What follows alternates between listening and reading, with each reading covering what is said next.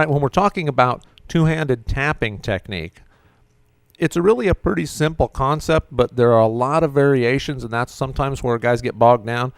The simple concept is I play a note here, and then I'm going to tap a note. So I'm just doing a hammer on. I could do that if I picked it, and I could stretch out, which is just kind of a big, goofy stretch. So if you don't want to have to do that all the time, that's why we want to reach over there with our right hand. One thing that helps when you tap is to go ahead and put your thumb here, anchor your thumb on the neck. So then besides just tapping on one note, I can do a hammer on and pull off. On and off, right? I mean, there's a couple ways we could do that. I can play this note and then pull off down to here, and then all the way down to there, or I can play this one, there and there. That's the same technique we get with, if we're going to go. So, pretty standard tapping fare there, where you're playing a note, pulling off to a note, and then hammering on a note. Now, as I do that, I can move my right hand up or down, or I can move my left hand. All right? So you can see I'm taking the same technique and just moving it around. Then when I get that going, I can actually move across strings as well. So I can go.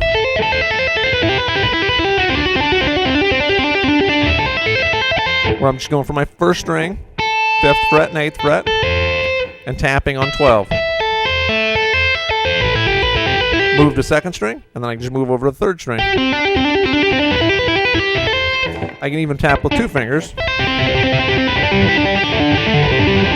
or multiple fingers up here, but a lot of it has to do with where I'm moving my left hand. So if I'm just tapping on one note here, right, and holding one down here, I can then move my right hand one note,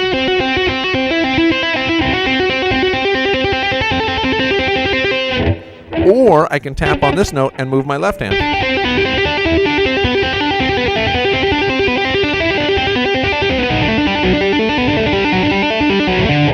So I'm just trying to show you a bunch of different ways, not really going into any detail in any of these licks. We just want to look at a bunch of different ways that we can actually work on our tapping. Then you can explore those, and once you get some of those basic premises down, then you can do a lot of different things with it. Another thing, rather than thinking about just one finger or changing, moving with one finger or with 2 fingers, we can actually do a multiple finger tap with our left hand, I should say. Same concept, but I'm tapping.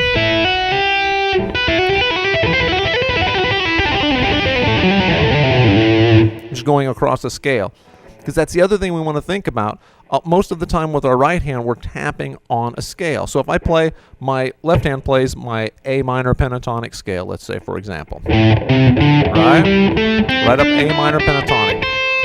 What I'm going to do with my right hand is I'm going to come along and I'm going to tap the notes from the 2nd position. So this is my 1st position. If I go to my 2nd position with my left hand, that would be these notes up here with that my pinky's playing. Instead of playing with my pinky, I'm going to jump in with my right hand to do that. And that way I can get a...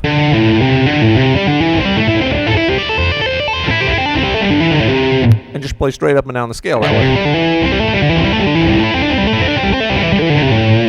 So that's what makes it sound more musical, is I'm actually playing a scale. We're not just playing a note and randomly whacking one somewhere, We're actually playing a scale.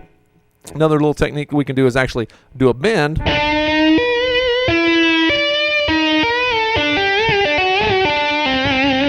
Which is kind of cool. So I'm bending up a note, like 7th fret on the 3rd string. And then I'm going to tap somewhere within the scale once again. So I can tap on, for example, my 14th fret.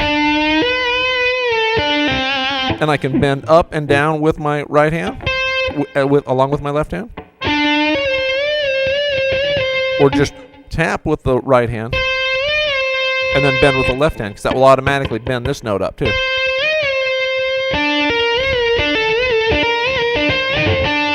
So just some different tricks or techniques you can use with the right hand technique. There's so many players out there. A guy named Steve Lynch did a lot of great teaching on this subject. Jennifer Batten has played a lot of different things. Of course, you look at a guy like Stanley Jordan, who plays with both hands on the neck most of the time. And you can see there's a lot of things that you can do with this. One other way to look at our tapping, and that's tapping with our fingers. Some guys will tap with a pick, so they do the same kind of concept, but I'm actually tapping. You can see, the pick is hitting the string. One thing about that you can do that's kind of neat is, number one, it gets you going a little bit faster, but you can do these slides. So literally I'm just tapping, and then I'm sliding my pick right up the string, which gives you some kind of interesting sounds anyway.